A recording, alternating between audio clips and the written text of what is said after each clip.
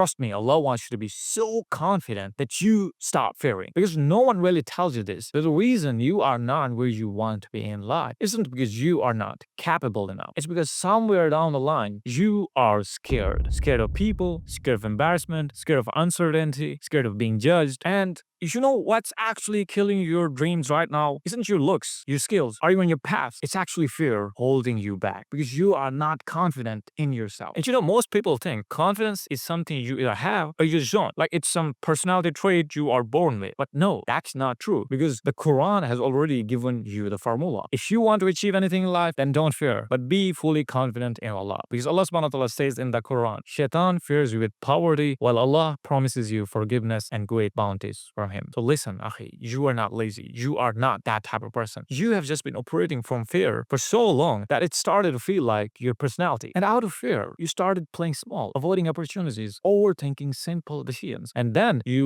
label yourself as introverted or not confident. And trust me, I know this because I've been there. I know exactly how that feels. A few years ago, my friend Zishan and I both had this idea to start a YouTube channel about postal life. Now, here's the thing. Zishan is this good-looking, handsome, tall guy. Gold's favorite crush, to be honest. And me, I was convinced my nose was too big for the camera. I'm not joking. I used to practice different camera angles, trying to figure out which side of my face was less offensive. So if anyone had an excuse not to start, it was me. But fast forward 6 years, I recorded over 500 videos, coached thousands of people, and even won debate competitions at a domestic level. But Zishan, he never even started. Not because he didn't have time or he didn't care, but because he was just scared. And the irony was that I was even more scared than him. So then what changed? Well, definitely not my face.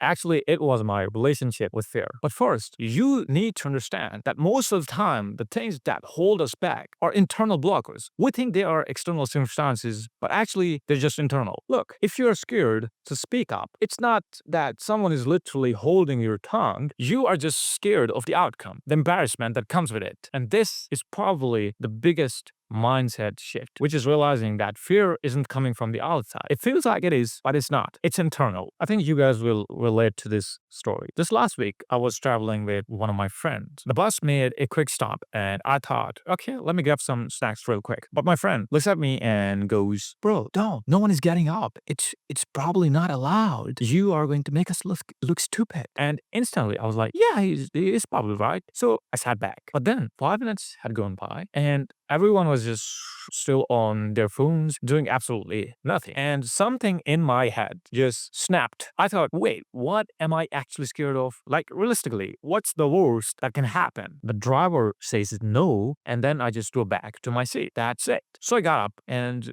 I'm not even exaggerating. The way people were staring at me, it felt like I was about to do something illegal. I walked up to the driver anyway, said, "Assalamu alaikum," asked if I could grab something, and he casually pointed me to a guy selling samosas. That's it. No drama, no embarrassment, nothing. And I just stood there thinking, this is what I was scared of. In that moment, I realized nothing was actually stopping me. No one physically held me back. There were no real consequences. But in my head, it felt like a huge risk. And for 5 minutes, I sat there letting someone else's anxiety make decisions for me. None of those people had any actual power over me. I give it to them. And that's what we do every single day with our dreams. And when you really think about it, fear always follows this exact same pattern. And once you identify those patterns, it becomes really easy to deal with it. So in my case, I saw three things happening at the same time. First, my own insecurity. What if I look stupid, man? Second, my friend's fear. He planted that doubt in my head. And third, the environment. Everyone sitting there on the bus made it feel like getting up was wrong. But when you strip it all down, all three of these are just internal blockers. Because at the end of the day, I could have gotten up at any time I wanted. And that's when it clicked for me. Most of the things holding you back aren't real barriers. They are imagined ones. They are just internal blockers. And this is where it gets deeper. Especially for us as Muslims. Allah literally tells us that Shaitan scares with poverty, with loss, with what if things go wrong, while Allah promises you forgiveness and abundance. For every time you hesitate, every time you feel that fear creeping in, you have to ask yourself one simple question: who am I listening to right now? Because fear is not neutral. It's either pulling you away from your true potential or pushing you towards trusting Allah. But here's where most people get stuck. Even if you understand this, you still don't act. Why? Because you don't have a mission big enough to override your fear. Think about it like this: you can tolerate disrespect from your boss, swallow your pride, stay quiet. But the moment someone disrespects the Prophet ﷺ,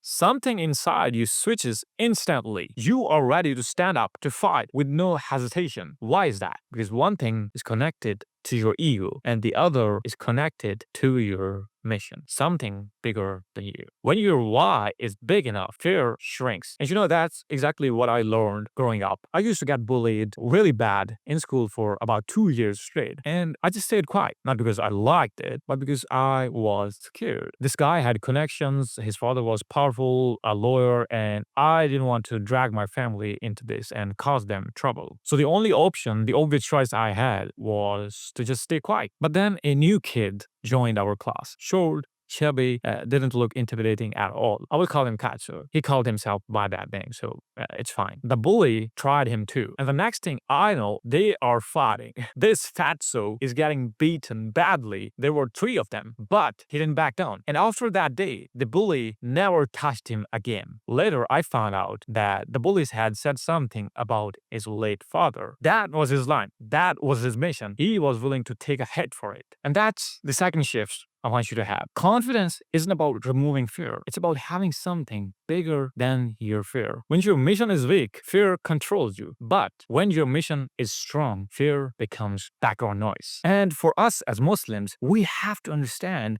that we are following the Prophet ﷺ, who gave up his business, his connections, his family ties to stand in front of the most rudderless people of his time in the era of Jahiliyyah and speak the truth anyway. Why? Because his mission was bigger than his comfort, bigger than his reputation, bigger than his fear. So ask yourself, what is your mission? What are you standing for? Because until you answer that, fear will always find a way to win. And this leads us to the final piece that changed everything for me. Once you make a decision, put your trust in Allah. Surely Allah loves those who trust in Him. Most people stay stuck because they keep negotiating with their fear. Should I do it? What if this happens? What if things go wrong? Maybe later. And they never move. But the moment you decide to have full trust in Allah, that's when you become unstoppable. Because then you realize that, yes, I am limited by time. I'm limited by my circumstances, the economy. But Allah isn't. He just says, kun, and it happens. No one can then stop it. So if you're out there scared of people